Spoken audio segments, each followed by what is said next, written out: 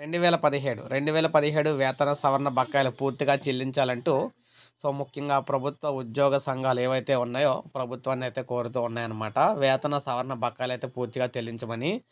RTC ఉద్యోగుల్లో కొందరికి 2017 వేతన సవరణ బకాయిలు ఇంకా పూర్తి స్థాయిలో చెల్లించలేదని, వాటిని వెంటనే ఇచ్చేలా చర్యలు తీసుకోవాలని ఎంప్లాయీస్ యూనియన్ కోరింది. ఈ మేరకు ఆర్టీసీ ఎండీకి లేఖ కూడా రాసినట్లు ఈయూ రాష్ట్ర అధ్యక్ష ప్రధాన కార్యదర్శులు అయితే పొలిశెట్టి దామోదరరావు, నరసయ్య ప్రకటనలో విడుదల చేశారు. 2035 నాటికి రిటైర్ అయ్యే వారికి పూర్తిగా, 2036 నుంచి రిటైర్ అయ్యే వారికి 50% బకాయిలు చెల్లించాలని కోరారు.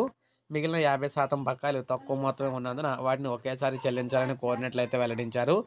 ఈ విధంగా వేతన సవరణ బకాయిలు వెంటనే ఇవ్వాలని చెప్పేసి వీరైతే కోరుతూ ఉన్నారన్నమాట. ఇది మనకి లేటెస్ట్ అప్డేట్. ప్రతి డిపార్ట్మెంట్‌కి సంబంధించి ఉద్యోగ పెన్షనర్లకు సమగ్ర సమాచారం అందిస్తూ ఉంటాను.